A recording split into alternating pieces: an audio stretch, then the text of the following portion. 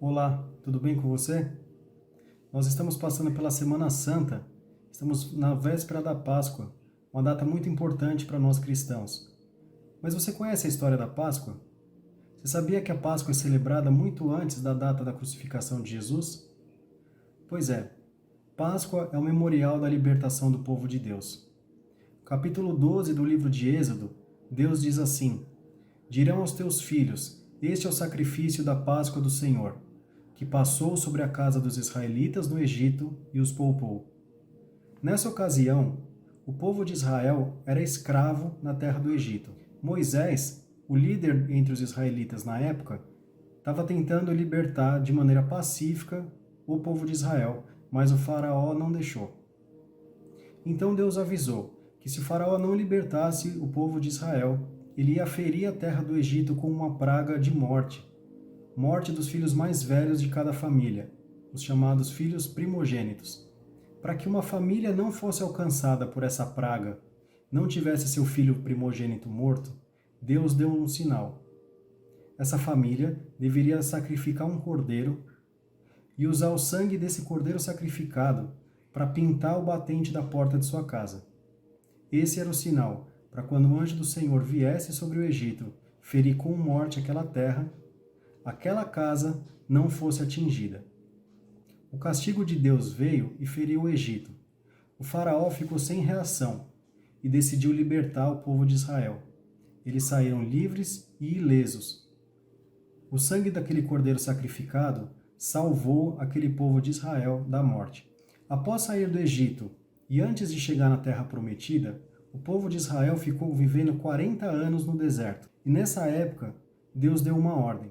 A ordem era que Moisés e o povo de Israel construíssem um tabernáculo. Tabernáculo é a tenda onde Deus manifestava a presença dele entre o povo de Israel. Dentro de tudo que Deus especificou para que esse tabernáculo fosse construído, dentro dele tinha 3 elementos importantes: uma mesa de pães, um candelabro e a porta de entrada. Estes eram elementos que garantiam o ritual do acontecimento da presença do Senhor acontecer ali naquele lugar. Não era toda pessoa que tinha autorização para entrar dentro do tabernáculo.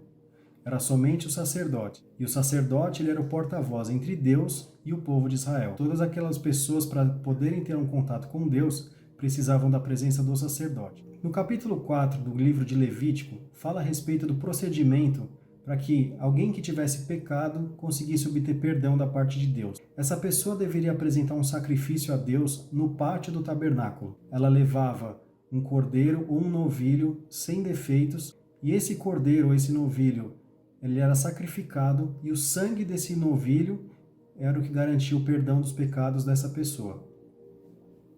Ao longo dos anos, Deus escolhia profetas para levar as suas palavras para o povo de Israel. Esses profetas muitas vezes traziam palavras duras de correção e de arrependimento para o povo de Israel.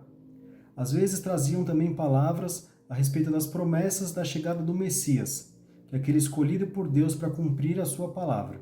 Cristo, Messias, tem o mesmo significado. Uma em grego, outra em hebraico, elas significam ungido. Jesus Cristo, o Messias, veio para cumprir e cumpriu a palavra de Deus. Dentre as promessas que Jesus cumpriu, uma delas está no livro de Isaías, no capítulo 7, que ele se chamaria Emanuel, que significa Deus conosco. Outra promessa diz, também em Isaías, no capítulo 4 e no capítulo 9, que um judeu que veio trazer luz para aqueles que não são judeus, trazer luz para aqueles que estavam nas trevas. E outra promessa também diz a respeito da triunfal entrada de Jesus em Jerusalém, sendo saudado como aquele que vem em nome do Senhor, como diz no Salmo 118. Mais do que cumprir com essas profecias, Jesus Cristo, o Messias, o Filho de Deus, ele cumpriu a palavra de Deus e consumou o ritual de poder se chegar à presença do Senhor. Se lá no tabernáculo existia a mesa dos pães, no Evangelho de João, capítulo 8, diz que Jesus é o pão da vida. Se no tabernáculo havia um candelabro, no capítulo 8 de João diz que Jesus é a luz do mundo. Se no tabernáculo havia a porta de entrada, no capítulo 10 de João diz que ele é a porta para as ovelhas.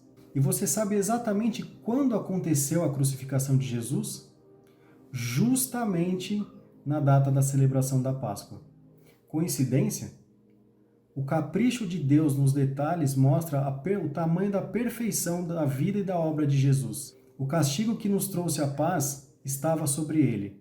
Se antes era necessário derramar o sangue de um cordeiro para obter perdão dos nossos pecados, Jesus, o Cordeiro de Deus, deu o próprio sangue em nosso favor para que a gente fosse salvo.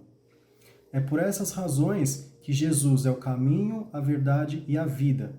E através de Jesus, nós não precisamos de mais nenhum intermediário para poder chegar à presença de Deus. Por meio de Jesus, hoje você consegue se chegar à presença do Senhor, o Deus que te criou, para assim você conseguir alcançar uma vida completa, com sentido, cheia de esperança e de amor. Aproveita essa época que nós estamos vivendo e faça uma reflexão a respeito da sua vida. Como está você hoje diante de Deus? Pense nisso. Feliz Páscoa!